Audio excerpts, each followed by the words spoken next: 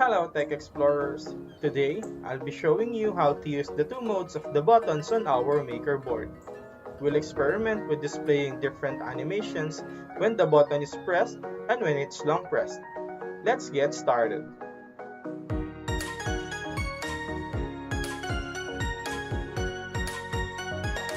First, we'll add the My Program block to initialize our program. Next, include an infinite loop to ensure the maker board continuously displays the animations tied to our buttons. We'll start by defining what the display should show when the W button is pressed and when it's long pressed. Then, do the same for the A button, specifying its display for both a press and a long press.